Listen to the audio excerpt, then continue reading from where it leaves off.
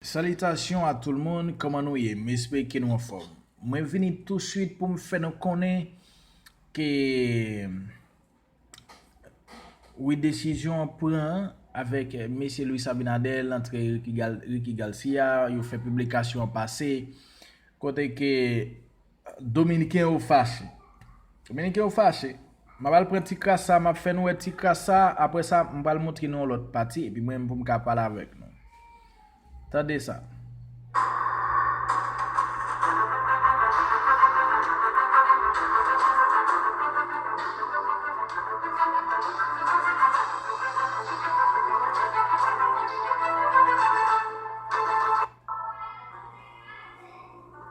El director de Migración, Enrique García, adelantó que en los próximos días el gobierno anunciará un plan de registro que busca otorgar estatus legal a nacionales haitianos. La decepción, la traición, amigo. Este que se va a anunciar próximamente. Ok. Là, ouais, ça veut dire déception, trahison.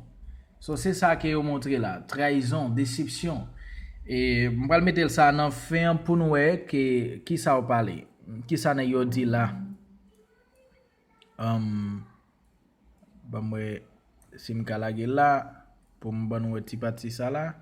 Dios, patria, libertad, gloria eterna Juan Pablo Duarte, presidente y primer legislador por siempre del pueblo dominicano. ¡Que viva Juan Pablo Duarte! ¡Que viva la República Dominicana! Yo quiero que todo el que vea este video lo comparta, porque es que no entendemos la posición del gobierno frente al tema haitiano. Por un lado... Ok, monsieur m'a depuis compartir vidéo ça parce qu'il pas comprendre position gouvernement. Yon parti déportation pour pour pays à lever camper pour déporter haïtien, yon l'autre parti légalisation.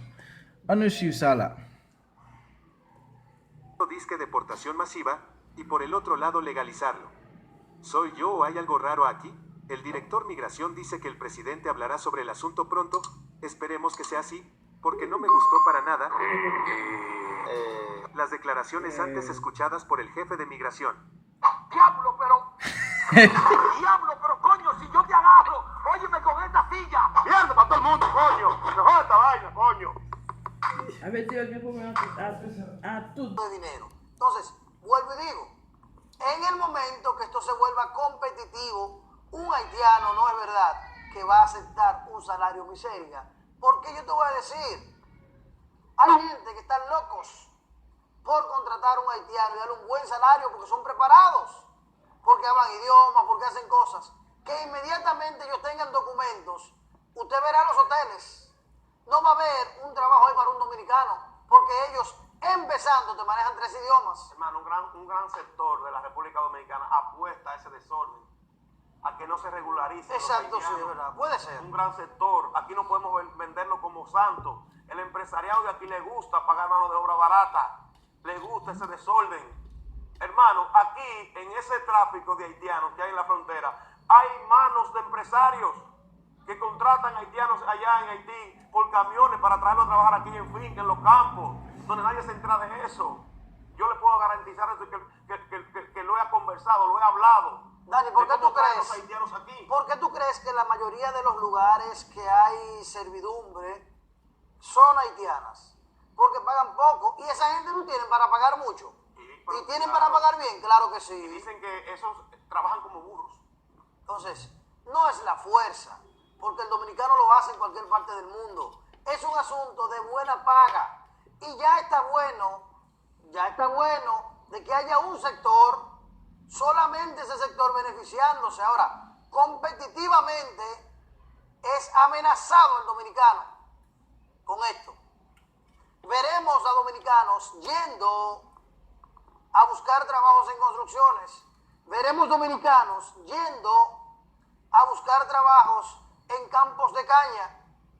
Usted verá, porque además la competencia hotelera, si se legalizan, va a ser muy fuerte. Ahora, ¿ustedes qué creen? ¿Qué creen ustedes que puede pasar con esta regularización? Que más que una regularización, estamos hablando de una legalización.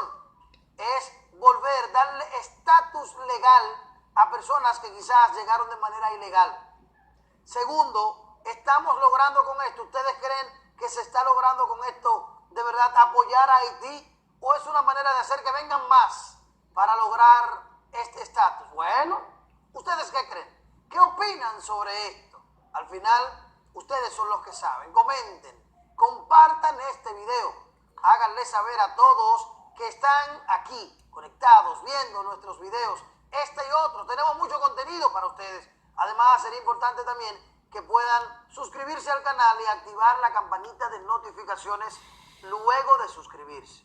Y así, cada vez que hagamos algún video, que subamos... Ok, normalement, après toute analyse que me fin fait sur vidéo, M. Sao, c'est que République Dominicaine entièrement, m'a fait un petit bac dans l'autre vidéo qui me te montré nous, yo te gagné yon inquiétude. Alors, tout président pour monter Dominique yo toujours attend qui yo sac Dominique haïtien sur territoire là. Mais ça qui passe, monsieur Sali fait comprendre que c'est pas parce que Dominicains ont pas voulu travailler, c'est pas parce que ont pas voulu faire travail, mais c'est parce que haïtiens yo viennent faire au balato. Yo travaille balato. So yo travaille pour bas prix et mais monsieur fait une déclaration deuxième partenaire, ils font une déclaration dans zone ça là. Et li fait connaître que monsieur fait connaître c'est pas parce que haïtien yo gen plus compétence et qui fait au bas au travail, c'est pas parce que non seulement qui fait au pays au balato, mais c'est parce que illégal qui fait au toucher illégal, qui fait au toucher balato bas prix. Mais automatiquement que légal, yo pas d'accord pour prendre un petit cob nan main dominicain parce que haïtien yo compétent. So gen pile monde qui fou pour capable joindre yon haïtien travailler ensemble avec eux parce que yo compétent. Haïtien parle, il dit pour pipiti haïtien parle trois langues. So tout monde fou pour haïtien travailler ensemble avec eux. Il dit ah là bien, si toutefois que yo légaliser haïtien yo vraiment yo pas joindre dominicain à travailler dans aucune institution. Et alors monsieur dit que légalisation ça qui ça ne pense son légalisation qui est capable de causer un danger pour dominicain. C'est il y a causé un danger pour dominicain parce que haïtien yo très compétent.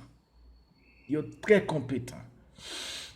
Et normalement moi-même personnellement m'a dit tout haïtien yo pas oublier compartir vidéo ça c'est très important. Pas oublier compartir, pas oublier abonner, pas oublier like, pas oublier commenter. Et moi pas vrai pour personne monde connaît que ça pas le fait sans passeport. Et ici là moi te gagné là, on va le chercher pour me montrer nous côté monsieur ça ou même personnellement eu confirmer ça.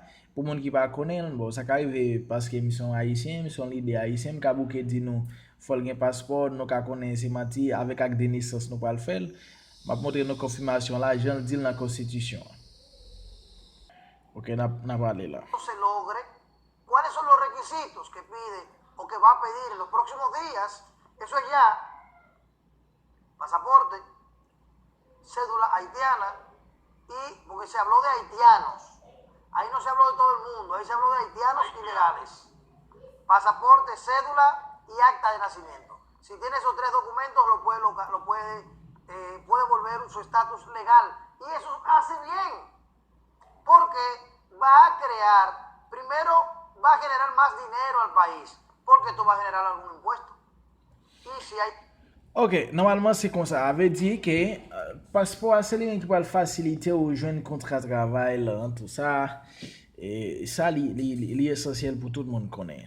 Pour tout le monde connaît et en tout cas nous après rete connecté avec moi. Dominique yo fâché, yo vraiment fâché, ça ba au problème et parce que yo pas de vle comme si pour légaliser haïtien yo.